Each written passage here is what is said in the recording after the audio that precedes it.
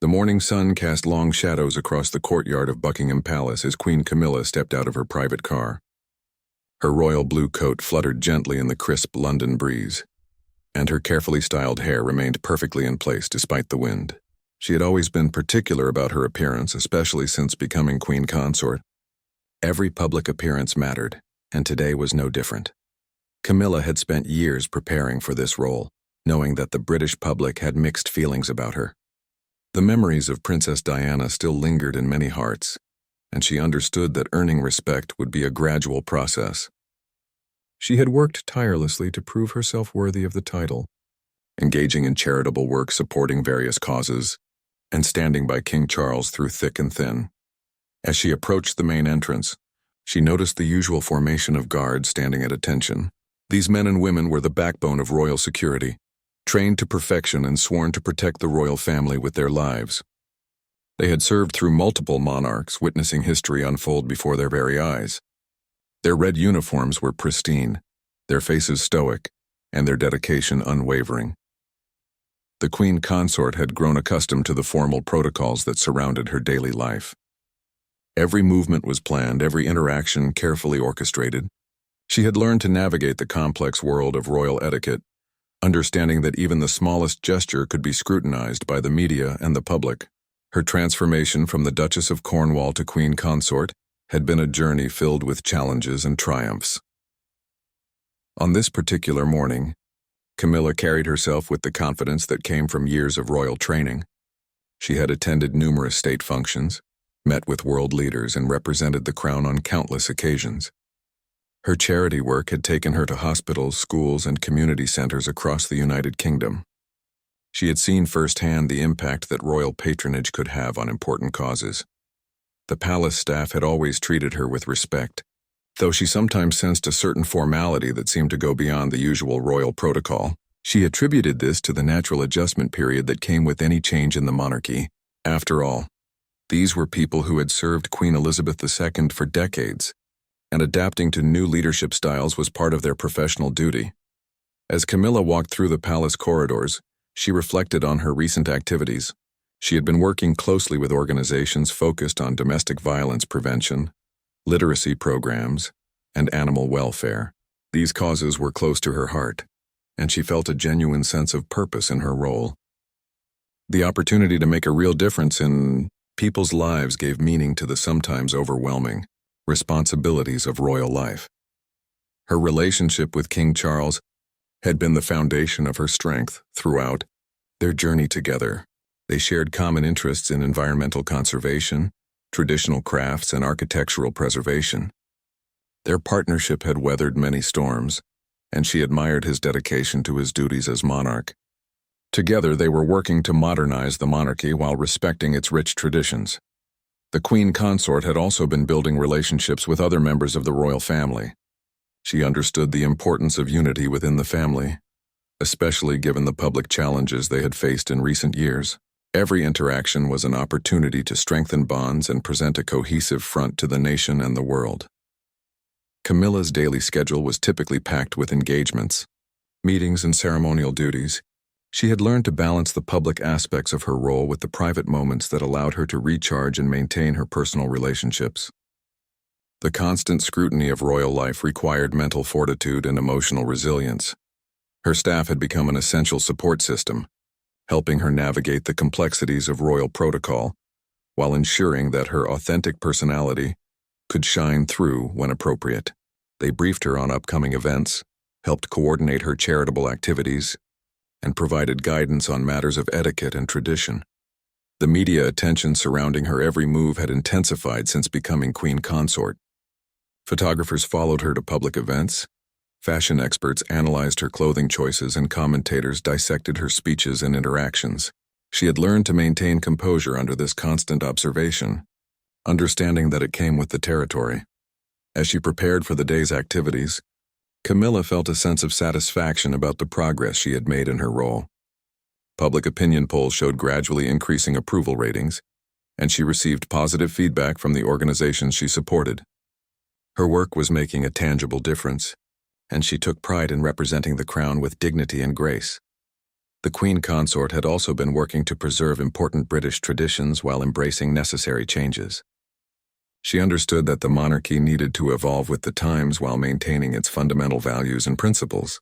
This balancing act required careful consideration and consultation with advisors who understood both historical, precedent, and contemporary expectations. Her morning routine typically included reviewing correspondence, meeting with her private secretary, and preparing for upcoming engagements. She took these responsibilities seriously, knowing that each decision could have far-reaching implications. The weight of her position was something she felt deeply, but she approached it with determination and commitment. As Camilla made her way through the palace, she noticed the familiar sounds of daily operations. Staff members moved efficiently through the corridors, maintaining the smooth functioning of the royal household. The palace was a living, breathing entity that required constant attention and coordination to operate effectively. The Queen Consort had developed a deep appreciation for the history contained within these walls. Every room held stories of previous monarchs' important decisions and significant moments in British history. She felt honored to be part of this continuing narrative, adding her own chapter to the long story of the British monarchy. Her preparations for the day ahead were meticulous as always. She reviewed her schedule, confirmed arrangements with her security detail, and ensured that all necessary materials were prepared for her meetings. Attention to detail had become second nature, and she prided herself on being thoroughly prepared for every engagement. Little did Queen Camilla know that this seemingly ordinary morning would soon take an unexpected turn that would challenge everything she thought she understood about her position and the respect she had worked so hard to earn within the royal establishment. The afternoon brought an important ceremonial event that required Queen Camilla's presence at the palace's main reception hall. She had been looking forward to this particular engagement, as it involved recognizing the achievements of British citizens who had made exceptional contributions to their communities. These moments reminded her why she had embraced royal life and the opportunities it provided to celebrate remarkable people.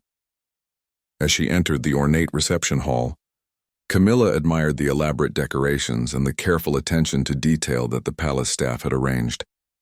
Crystal chandeliers cast warm light across the room, and fresh flowers added color and fragrance to the space. The atmosphere was one of celebration and dignity, exactly as she had hoped. The guests were already assembled, including recipients of various honors, their families, and distinguished members of society. Camilla had spent time reviewing each person's achievements, wanting to engage meaningfully with them during the ceremony. She believed that these personal connections were among the most important aspects of her role as Queen Consort. Her private secretary approached with final details about the ceremony's order of events. Everything had been planned meticulously, from the timing of each presentation to the specific words she would use when conferring honors. The royal household took great pride in executing these events flawlessly, maintaining standards that had been developed over centuries of royal tradition. As the ceremony began, Queen Camilla took her designated position on the dais. The formal atmosphere required her to maintain perfect posture and composure while radiating warmth and accessibility. She had mastered this delicate balance through years of practice, understanding that her demeanor could significantly impact how recipients and their families remembered this important day. The first several presentations proceeded smoothly, with each honoree approaching the Queen Consort with obvious pride and excitement. She exchanged brief but meaningful conversations with each person, learning about their work and expressing genuine appreciation for their contributions. These interactions energized her and reinforced her commitment to her royal duties. However, as the ceremony continued, Camilla began to notice something unusual in the behavior of the ceremonial guards positioned around the room. These were not the regular security personnel, but rather members of the elite royal guard who participated in formal events. Their role was primarily ceremonial during such occasions, though they remained alert to any potential security concerns. One guard in particular, stationed near the main entrance, seemed to be displaying subtle signs of displeasure. His expression remained appropriately neutral, as required by protocol, but Camilla detected a tension in his posture that seemed out of place. She had developed insensitivity to such details during her years in royal service, learning to read the subtle cues that people often displayed even when trying to maintain professional facades. The queen consort continued with the ceremony, determined not to let any distractions affect the important work at hand. Each person receiving honors deserved her full attention and respect, regardless of any other considerations. She prided herself on her ability to focus completely on the people she was serving, even when facing personal or professional challenges. As she moved through the formal presentations, Camilla reflected on the significance of these ceremonial duties. The honor system represented centuries of British tradition, recognizing excellence and service in ways that transcended political boundaries. Her role in these ceremonies connected her directly to this important aspect of national life, allowing her to personally acknowledge remarkable achievements. The guard's unusual behavior continued to catch her attention, despite her efforts to ignore it.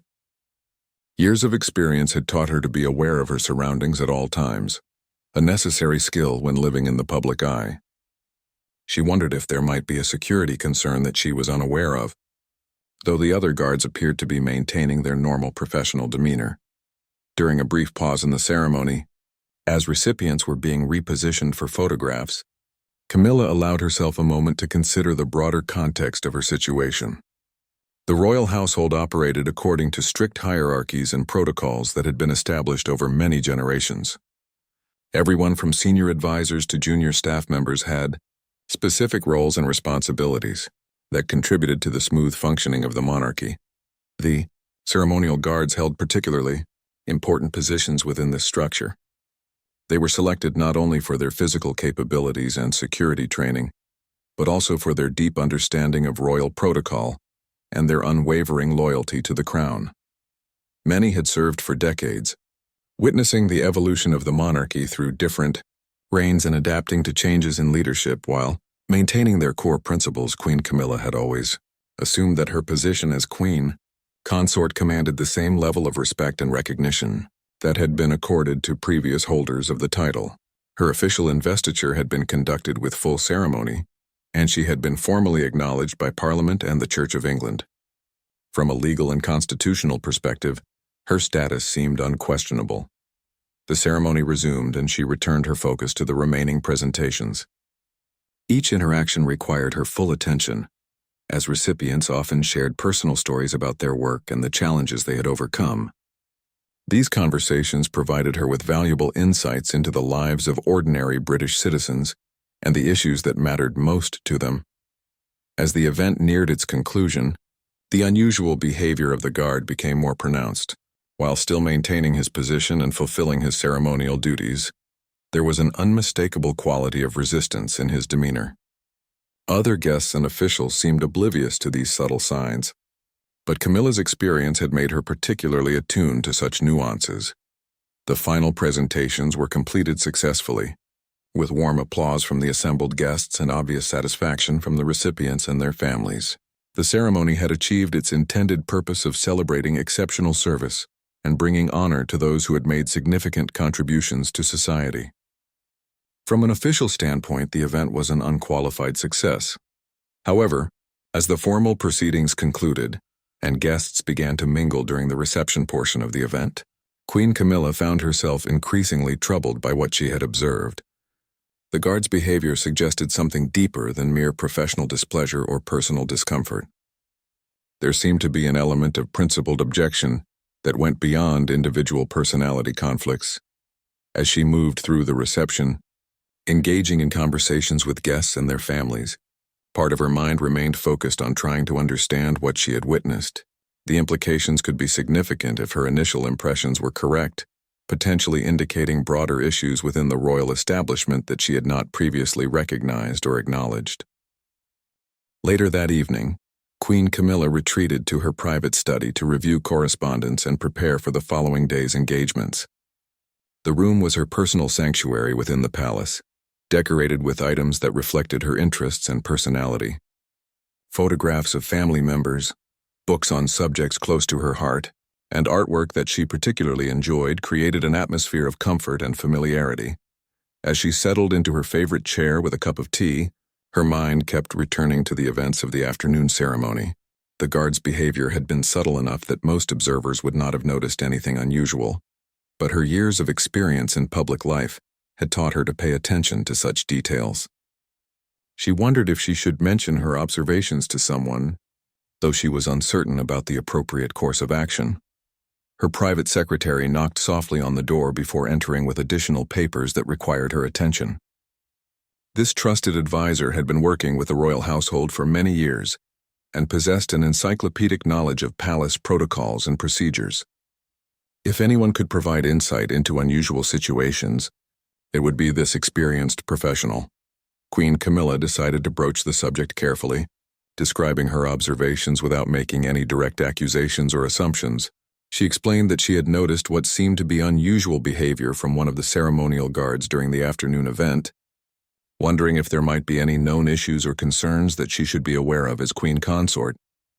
The private secretary listened carefully to her description, asking several clarifying questions about specific details. There was something in the advisor's expression that suggested the concerns might not be entirely unexpected. After a moment of consideration, the secretary mentioned that there had been some informal discussions among certain members of the palace staff regarding various aspects of protocol and procedure. This revelation intrigued Queen Camilla, though she was careful not to appear overly eager for information that might involve internal palace politics. She had learned through experience that royal households could be complex environments where personal loyalties, institutional traditions, and individual ambitions sometimes created tension beneath the surface of professional courtesy. The private secretary explained that some long-serving members of the palace staff had been expressing concerns about changes in various traditional practices. These were not necessarily criticisms of specific individuals, but rather reflections of the natural resistance to change that often occurred during periods of transition within established institutions. Queen Camilla asked whether these concerns might specifically relate to her role as queen consort, though she posed the question in a way that demonstrated her willingness to address any legitimate issues constructively. She emphasized her commitment to respecting royal traditions while also fulfilling her duties effectively and authentically. The advisor confirmed that some discussions had indeed touched upon questions about the queen consort's position, though the details remained somewhat vague. Apparently, certain individuals within the palace establishment had been raising questions about various aspects of protocol, precedents, and formal recognition that related to her specific situation. This information troubled Queen Camilla more than she initially let on. She had assumed that her formal investiture and official recognition had settled any questions about her status within the royal hierarchy. The possibility that some members of the palace staff might harbor doubts or reservations about her legitimacy was both surprising and concerning. Her private secretary suggested that these issues might be worth investigating more thoroughly, though any such inquiry would need to be handled with considerable discretion. The royal household operated according to complex informal networks, in addition to its official structures, and disturbing these relationships without careful consideration could create unnecessary complications. Queen Camilla agreed that further investigation was warranted, but she insisted that any approach should be respectful of all parties involved. She had no interest in creating conflicts or undermining the professional relationships that were essential to the effective functioning of the royal household. Her primary concern was understanding the situation accurately and addressing any legitimate issues appropriately. The conversation continued for some time, with both individuals trying to piece together the various observations and reports that might provide a clearer picture of the underlying dynamics. It became apparent that the guards' behavior during the afternoon ceremony might have been part of a broader pattern of subtle resistance or skepticism among certain palace staff members as they discussed potential next steps. Queen Camilla reflected on the challenges inherent in her unique position. Unlike previous queen consorts who had married into their roles as young women, she had taken on these responsibilities later in life, after a highly publicized and sometimes controversial relationship with King Charles.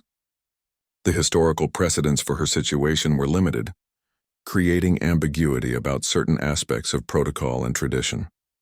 The private secretary mentioned that some of the concerns appeared to center around questions of constitutional law and royal precedent. Certain individuals within the palace establishment seemed to believe that there were unresolved issues regarding the formal recognition of her title and status that went beyond the ceremonial aspects of her investiture. This revelation was particularly troubling because it suggested that the resistance she had observed might be based on more than personal preferences or individual opinions. If there were genuine legal or constitutional questions about her position, these would need to be addressed through appropriate channels to avoid any potential complications or challenges to her authority. Queen Camilla asked her advisor to begin discreet inquiries into the specific nature of these concerns, emphasizing the importance of gathering accurate information without creating unnecessary alarm or controversy. She wanted to understand exactly what issues were being raised and whether they had any legitimate foundation in law or precedent. The private secretary agreed to begin this investigation immediately, promising to report back with detailed findings as soon as possible. Both individuals understood that the situation required careful handling to avoid any potential damage to the monarchy's reputation or effectiveness. As the meeting concluded, Queen Camilla found herself facing questions that she had not anticipated when she first accepted the responsibilities of her role.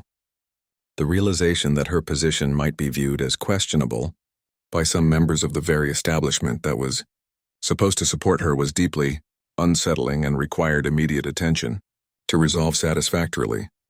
The following morning brought disturbing news that confirmed Queen Camilla's worst fears about the situation developing within the palace. Her private secretary arrived earlier than usual, carrying a folder containing documents and reports that had been gathered through discreet inquiries during the night. The expression on the advisor's face immediately conveyed the seriousness of the findings. After ensuring that their conversation would remain completely private, the secretary began explaining the results of the investigation. Several long-serving members of the palace staff, including some in positions of significant responsibility, had indeed been questioning various aspects of Queen Camilla's formal status and authority within the royal hierarchy. The concerns were not based on personal animosity or simple resistance to change, as had initially been hoped.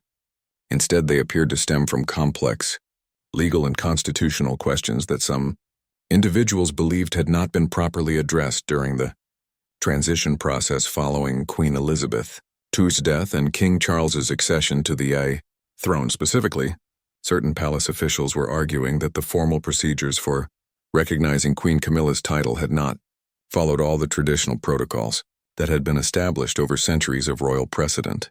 They claimed that several important ceremonial and legal steps had been either abbreviated or omitted entirely. During the period of national mourning and celebration that had surrounded the change of monarch, the private secretary explained that these concerns had been circulating quietly among various departments within the palace for several months, but had only recently begun to manifest in observable behaviors such as the guard's conduct during the previous day's ceremony. The situation appeared to be reaching a point where individual staff members felt compelled to take some form of action based on their understanding of their duties and loyalties. Queen Camilla listened to this information with growing alarm, realizing that the implications extended far beyond simple workplace disagreements or protocol disputes. If significant numbers of palace staff questioned her legitimate authority, this could undermine her ability to fulfill her responsibilities effectively and could potentially create serious complications for the monarchy as a whole. The most troubling aspect of the situation was the discovery that some of these concerns were being raised by individuals whose positions gave them considerable influence over daily palace operations. These were not junior staff members expressing personal opinions, but rather senior officials whose cooperation was essential for maintaining the smooth functioning of the royal household. Her advisor presented specific examples of how these doubts were beginning to affect practical matters. Certain ceremonial arrangements were being questioned or delayed. Correspondence was being handled differently than usual, and some staff members were seeking clarification about their obligations and responsibilities in ways that suggested underlying uncertainty about the chain of command. The private secretary had also discovered that several individuals had been consulting historical records and legal precedents, apparently trying to determine whether there were formal procedures that should have been followed, but were not. This research was being conducted discreetly, but it indicated a level of serious concern that went beyond casual skepticism or routine adjustment to new leadership. Queen Camilla asked whether King Charles was aware of these developments, as his support and intervention might be necessary to address the situation effectively. Her advisor explained that the investigation had been conducted without involving the king, partly to avoid creating additional complications and partly because the full scope of the problem was only now becoming clear. The decision about whether and how to inform King Charles about these developments would require careful consideration, as his response could significantly impact the resolution of the situation. If he intervened too forcefully, it might create resentment among palace staff who felt their legitimate concerns were being dismissed. However, if the situation continued to develop without his knowledge, it could eventually reach a point where his authority might also be questioned. As they discussed various options for addressing the crisis, Queen Camilla reflected on the broader implications of what they had discovered. The royal household operated according to traditions and protocols that had been developed over centuries, and any challenge to these established procedures could potentially destabilize the entire system. The private secretary mentioned that some of the individuals raising concerns were citing specific historical examples of situations where questions about royal titles and precedents had created significant problems for previous monarchs. These precedents suggested that such issues, if not addressed properly, could develop into major constitutional crises that might affect the stability of the monarchy itself. Queen Camilla asked for detailed information about these historical precedents, wanting to understand exactly what problems might arise if the current situation was not resolved satisfactorily. The advisor promised to provide comprehensive research on similar situations from the past, including analysis of how they had been handled and what lessons might be applied to the present circumstances. The conversation revealed that at least one senior member of the palace staff had been in contact with constitutional experts outside the royal household, seeking opinions about the legal and procedural questions that had been raised. This development was particularly concerning because it suggested that the internal discussions might eventually become public knowledge if not addressed promptly and effectively. As the meeting continued, both Queen Camilla and her advisor began to appreciate the complexity of the challenges they faced. The situation involved not only practical questions about palace operations, but also fundamental issues about the nature of royal authority, the importance of traditional procedures, and the balance between institutional stability and adaptation to changing circumstances. The private secretary explained that resolving these concerns would likely require a multifaceted approach involving legal analysis, historical research, and careful negotiation with the individuals who had raised questions. The process would need to be handled with extreme discretion to avoid any public controversy that might damage the monarchy's reputation. Queen Camilla realized that the next few days would be crucial in determining whether this situation could be resolved quietly within the palace or whether it might develop into a more serious crisis that could affect her ability to continue in her role as queen consort. The stakes were higher than she had initially understood, and the outcome would depend on finding solutions that satisfied both legal requirements and practical necessities. The crisis reached its peak during an unexpected confrontation that occurred 3 days later, during what should have been a routine inspection of the palace guard. Queen Camilla had decided to personally address some of the concerns that had been brought to her attention, believing that direct communication might help resolve the underlying tensions before they could escalate further. She had arranged to meet with senior members of the palace guard during their regular morning briefing, hoping to demonstrate her respect for their service while also asserting her authority as queen consort. The meeting was scheduled to be informal and constructive, focused on maintaining the positive working relationships that were essential for effective palace operations. However, as Queen Camilla entered the guard assembly room, she immediately sensed an atmosphere of tension that was far more intense than she had anticipated. The usual expressions of respect and deference were present, but underneath the professional courtesy, there was an unmistakable current of resistance that made the air feel charged with unspoken conflict. The senior guard commander, a man who had served the royal family for over 2 decades, stepped forward to greet her with the traditional formal acknowledgments. His words were correct and his manner appropriately respectful, but Queen Camilla could detect subtle signs of reluctance in his demeanor that confirmed her worst fears about the depth of the problem she was facing. As she began addressing the assembled guards, explaining her appreciation for their dedicated service and her commitment to maintaining the highest standards of royal protocol, she noticed several individuals exchanging meaningful glances.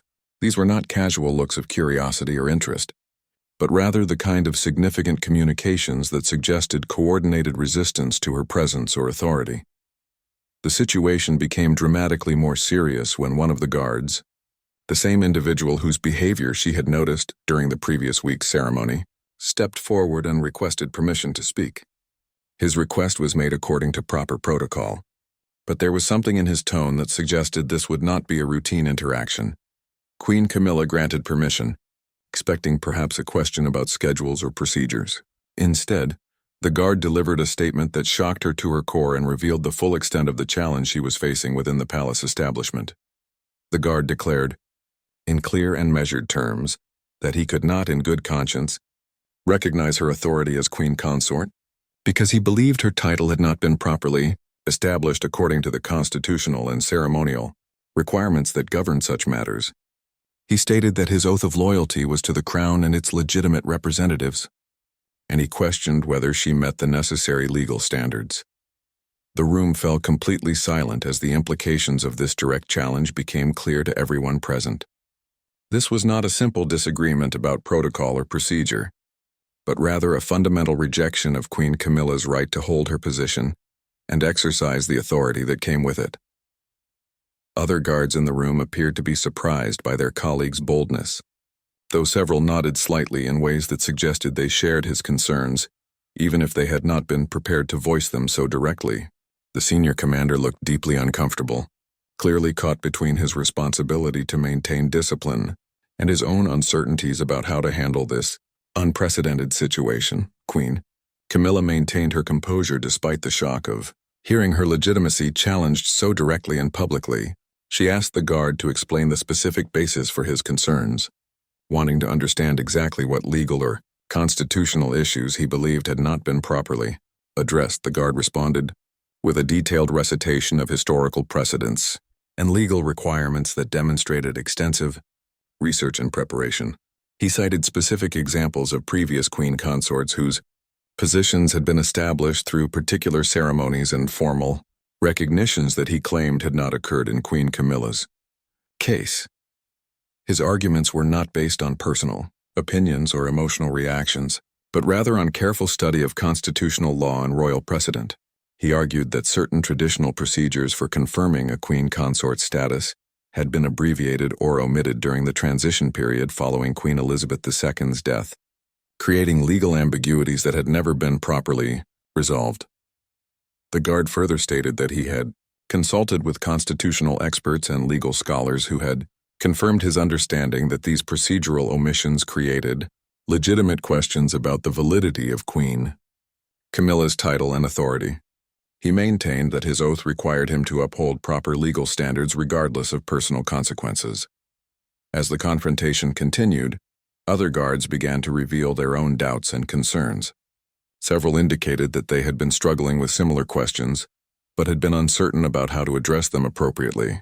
The situation that Queen Camilla had hoped to resolve through direct communication was instead escalating into open rebellion. The senior commander attempted to restore order by reminding everyone of their professional duties and the importance of maintaining respect for all members of the royal family.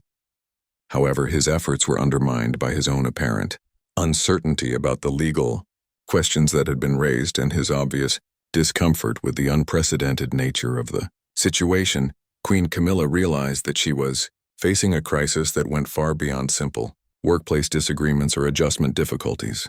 The challenge to her authority was based on substantive legal arguments that could not be dismissed easily, and it involved individuals whose loyalty and service had been beyond question until this point. The meeting ended without resolution, with Queen Camilla stating that the concerns raised would be investigated thoroughly and addressed through appropriate channels. However, everyone present understood that the fundamental question of her legitimacy had been openly challenged in a way that could not be ignored or minimized. As she left the guard assembly room, Queen Camilla knew that the situation had reached a critical point where decisive action would be necessary to either confirm her authority definitively or acknowledge that there were indeed serious problems with her position that needed to be corrected through formal procedures. The aftermath of the confrontation with the palace guard created an immediate crisis that required urgent consultation with the highest levels of government and constitutional authority. Queen Camilla found herself in the unprecedented position of having to prove the legitimacy of a title that she had assumed was beyond question, while managing a situation that threatened to undermine not only her own position, but potentially the stability of the monarchy itself. Her first priority was informing King Charles about the developments, a conversation that she had been hoping to avoid but could no longer postpone. The meeting took place in his private study, away from any possibility of observation by palace staff whose loyalties might now be uncertain. The gravity of the situation required complete honesty about everything that had transpired. King Charles listened with growing concern as Queen Camilla described the series of events that had led to the direct challenge of her authority. His initial reaction was one of anger at what he perceived as insubordination and disrespect from palace staff who should have maintained their professional duties regardless of any personal doubts or concerns. However, as the discussion continued and the specific legal arguments were explained in detail, the king began to appreciate the complexity of the situation. The questions being raised were not based on simple resistance to change or personal animosity, but rather on legitimate concerns about constitutional procedures that demanded serious consideration. The king immediately arranged for urgent consultations with the Lord Chancellor, the Archbishop of Canterbury, and other senior officials whose expertise was essential for addressing constitutional questions of this magnitude. These individuals had been involved in the original transition arrangements following Queen Elizabeth II's death, and their insights would be crucial for understanding whether any procedural errors had actually occurred. Meanwhile, within the palace itself, news of the confrontation had begun to spread among the staff, creating an atmosphere of uncertainty and tension that affected daily operations. Some employees were expressing support for the Queen Consort and criticizing the guard's actions, while others were quietly indicating their own doubts about various aspects of the situation. The division among palace staff was becoming increasingly apparent, with different departments and individuals taking various positions based on their understanding of royal protocol, their personal loyalties, and their interpretation of their professional responsibilities.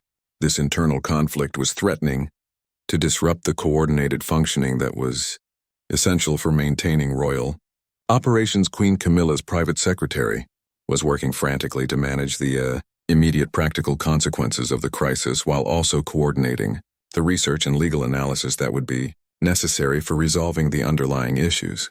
The advisor was communicating with constitutional experts, historical researchers, and legal scholars to gather authoritative opinions about the questions that had been raised. The initial findings from these consultations were troubling, as they confirmed that some of the concerns expressed by the palace guard had legitimate foundations in constitutional law and historical precedent. Several experts indicated that certain traditional procedures for confirming a queen consort status had indeed been abbreviated or modified during the transition period, though there was disagreement about whether these changes created serious legal problems.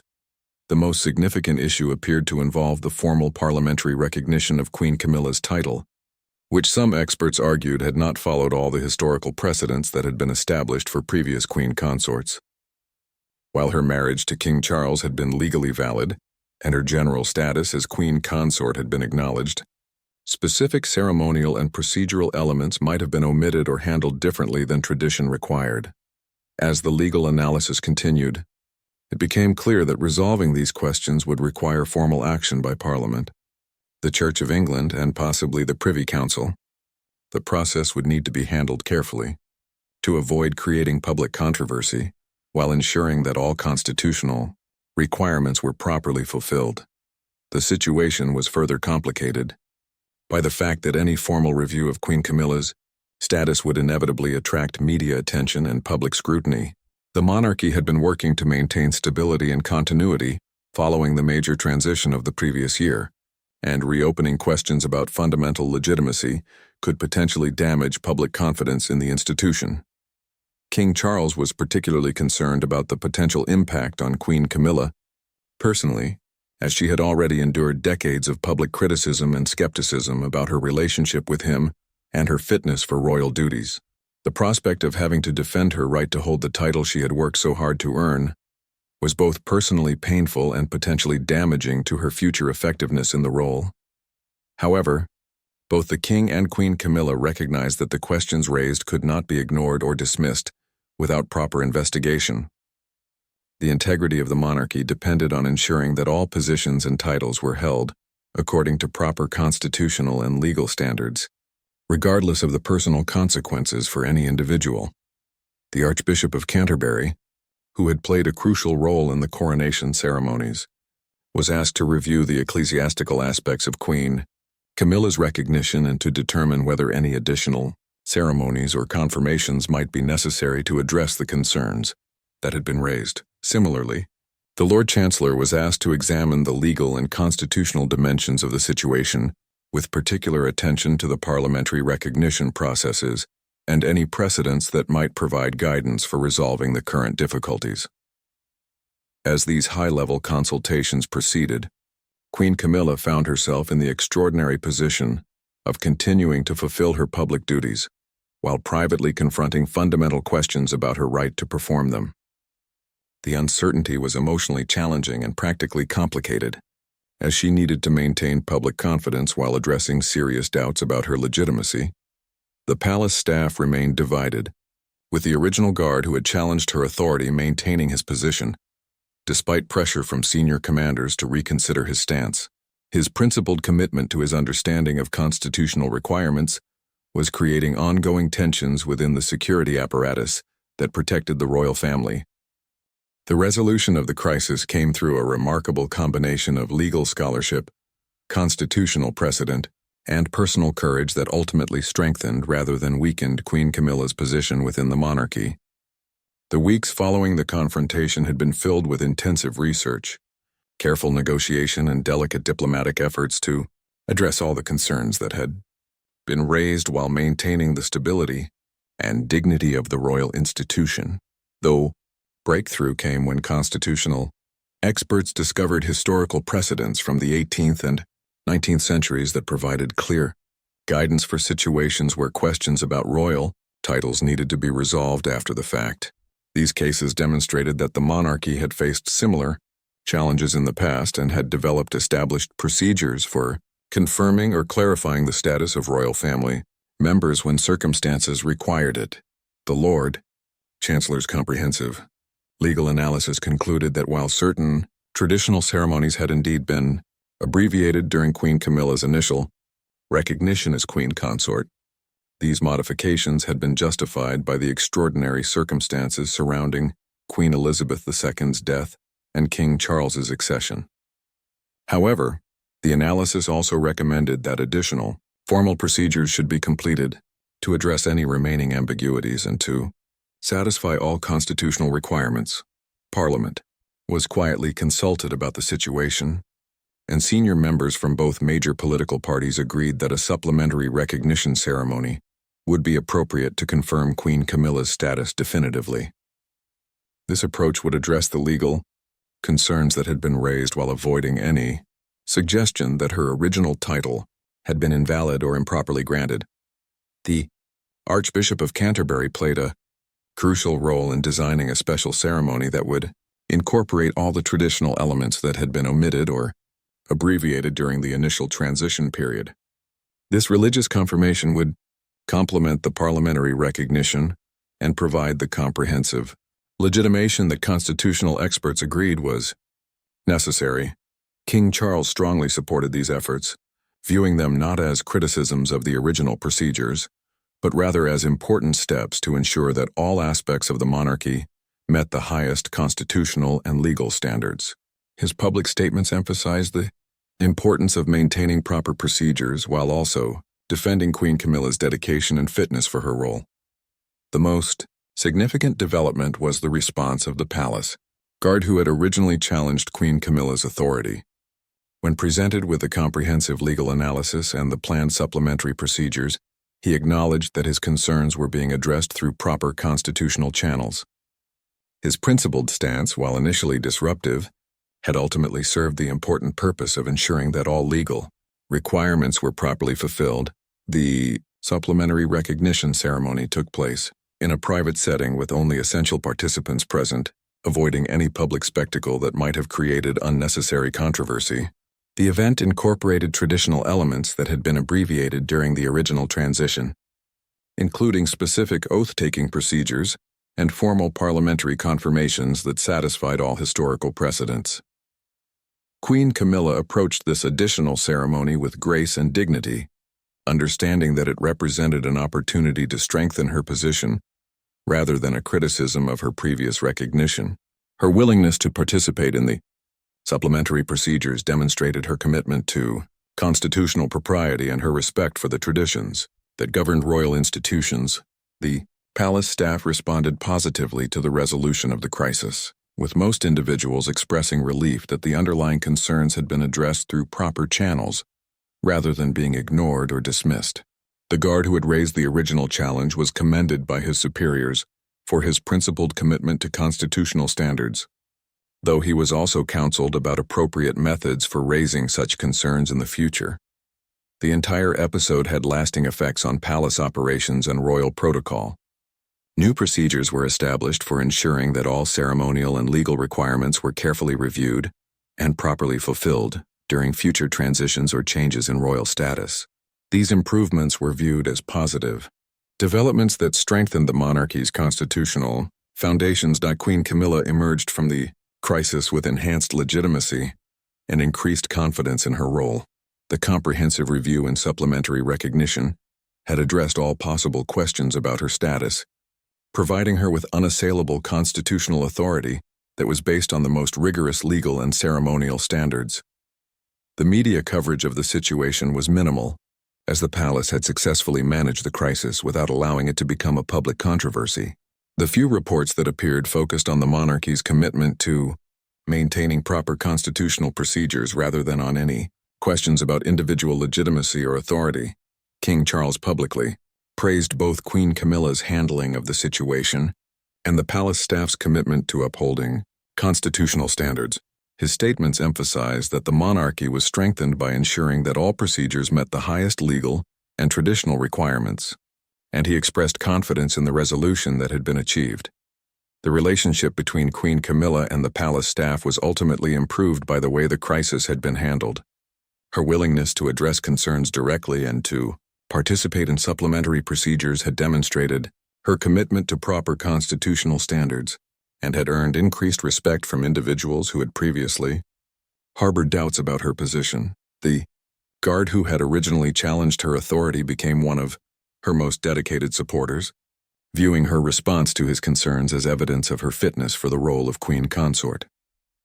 His principled stance had served the important purpose of ensuring constitutional propriety, and the positive resolution had vindicated both his concerns and her worthiness. In the months that followed, Queen Camilla's public approval ratings reached new heights as news of her graceful handling of the constitutional questions gradually became known. The British public appreciated her commitment to proper procedures and her willingness to address legitimate concerns through appropriate channels rather than dismissing them or avoiding scrutiny. The crisis had tested the monarchy's constitutional foundations and had demonstrated the importance of maintaining proper procedures even in challenging circumstances. The resolution had strengthened both Queen Camilla's individual position and the broader institutional framework that supported the royal family's role in British society.